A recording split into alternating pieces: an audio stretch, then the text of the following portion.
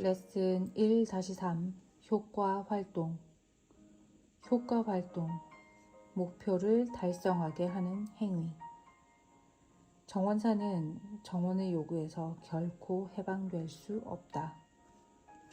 정원은 정원사의 끊임없는 보살핌을 필요로 하지만 정원사의 삶을 위대한 모험으로 만들어준다. 파울로 코엘료. 산투스가 계속 만남을 청해왔다. 이틀 후 정원사는 그를 만났다. 산투스가 두 번째 기회를 바라는 것은 당연했다. 즉, 자기 시간을 들여 이웃 농장을 보수하려는 것이다. 그는 농장 관리인 자리에서 물러나 그 임무에 자신의 전부를 바치겠노라고 말했다. 뭐든 하겠습니다. 해가 뜰 때부터 질 때까지 일하겠습니다. 잠도 줄이고요. 기회를 주신다면 실망시키지 않겠습니다. 정원사는 산투스의 말을 참을성 있게 들었다. 그는 지칠 때까지 할 말을 죄에다 쏟아냈다. 그리고 나서 오랫동안 침묵이 이어졌다. 이윽고 정원사가 목을 가다듬고 말했다. 이웃 농장을 재건하는 동안 생활비는 어떻게 하려고?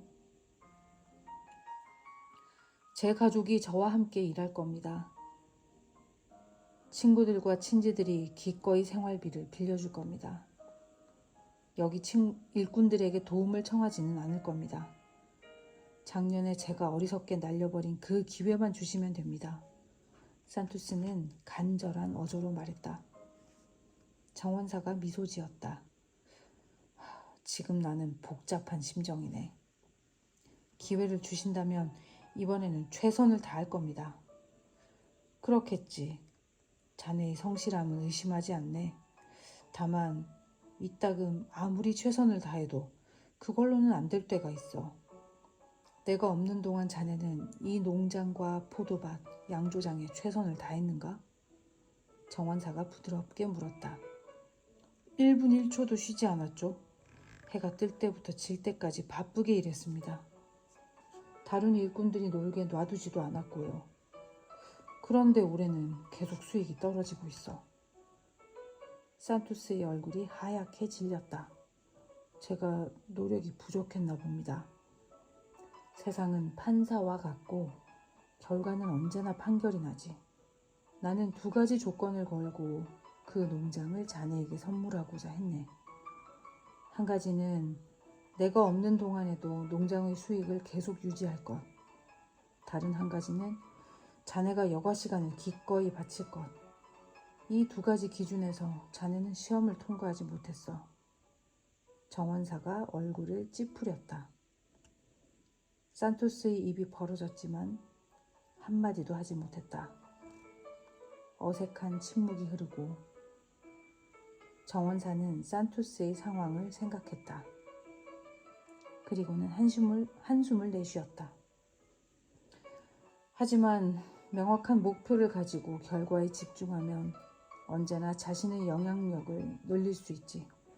그게 우리에겐 희망이 될 거야. 최선을 다했음에도 올해 그걸로 충분하지 않았다면 하는 일을 바꾸어서 다음 계절에 효율성을 높일 수 있지. 2번째 기회를 주시겠다는 말씀이십니까? 산투스가 물었다. 좋은 자들의 조언을 받을 거야. 그리고 나서 답을 주지. 만남은 끝났고 정원사는 작은 사무실에 홀로 1시간가량 앉아 있었다.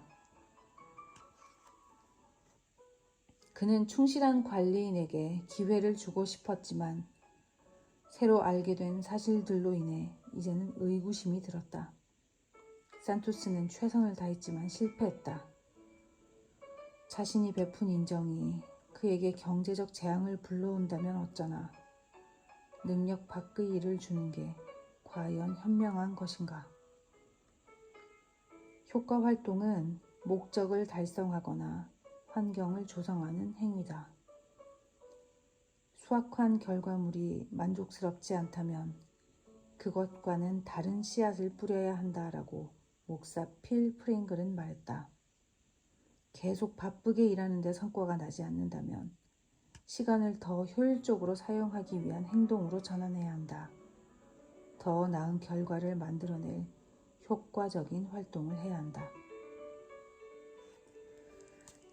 제대로 된 일을 하는 것이 일을 제대로 하는 것보다 훨씬 중요하다.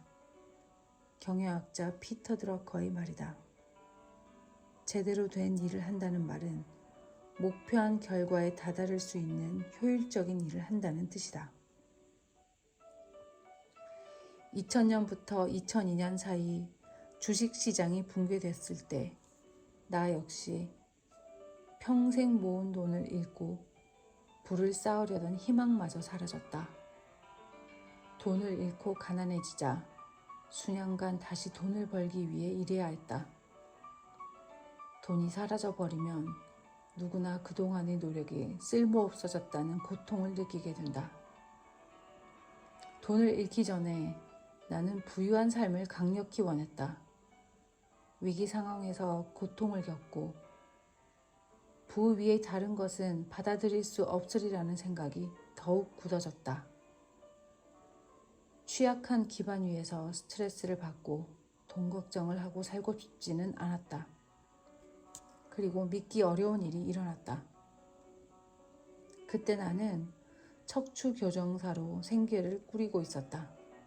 수입은 평범한 수준으로 배관공과 비슷했다.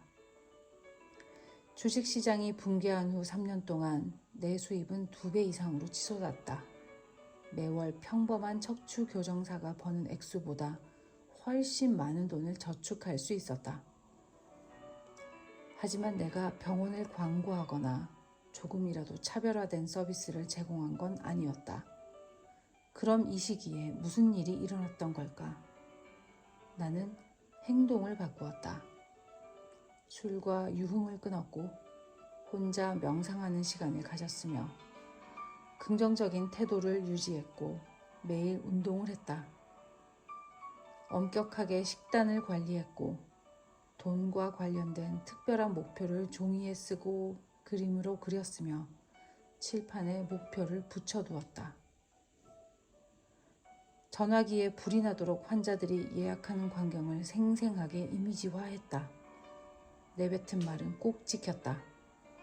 운전하는 동안 오디오북으로 자기 개발서를 들었고 하루의 계획을 세웠고 일하는 시간을 늘렸다. 가족과 함께 시간을 보냈고 일하지 않는 시간에는 내 몸과 마음을 재충전했다. 사람들은 오직 내 병원이 미친 듯이 바쁘다는 것만 보았다. 담당 회계사는 갑자기 돈이 넘쳐나고 있다고 말했다. 우리 병원 직원은 계속해서 물었다. 무슨 일이죠? 갑자기 왜 이렇게 바빠진 거죠? 내 삶이라는 정원은 번창했고 나는 그것이 작은 행동들을 지속적으로 수행한 결과임을 깨달았다. 새로운 시각과 결심이 에너지를 모아 신비로운 결과를 낸다는 사실을 느꼈다. 확실한 건 이때의 성공이 내가 더 많이 혹은 더 열심히 일해서 온 것이 아니라는 점이다. 아무 생각 없이 그저 많은 것들을 얻어내려고 애쓰며 정원을 가꾸지 않았다. 길고 긴 할 일 목록 같은 것도 만들지 않았다. 다만 돈벌이가 되는 행동들로 범위를 좁혔다. 단순성을 추구했다. 더 작은 것에 집중했다. 이 예를 따르고 싶다면 명확하게 목표를 세우고 자신의 효과 활동들이 무엇인지 성실히 찾아 나가라. 찾고 나면 큰 결과를 내는 그 작은 행위를 하는데 시간을 써라. 효과 활동들에 시간을 쏟으면서 내 수입은 2배가 되었다. 어떤 활동들은 정신에 관련된 것인데 가장 친한 친구들에게조차 밝히지 않았다. 나는 매일 홀로 앉아 소망들을 머릿속에 그리는데 완전히 집중했고 꿈이 달성된 삶을 상상했다. 이 시기 동안 나는 온전히 내 삶을 장악했다. 만족스러운 결과를 내고 정신적으로도 깨달음을 얻었다. 하지만 얼마 안 가 이것이 나를 새로운 위기로 몰아넣을 것이라고는 조금도 생각하지 못했다. 성공 가도에 브레이크를 건 일 하나는 내가 감당하기 벅찬 일이었다. 주식시장 붕괴 정도는 그저 딸꾹질에 불과했다. 인생 수업, 효과 활동. 당신이 한 행동들이 눈에 보이는 성과를 올리지 못하고 있다면 최선의 활동들을 하는 데만 시간을 쓰도록 일정을 조정하라.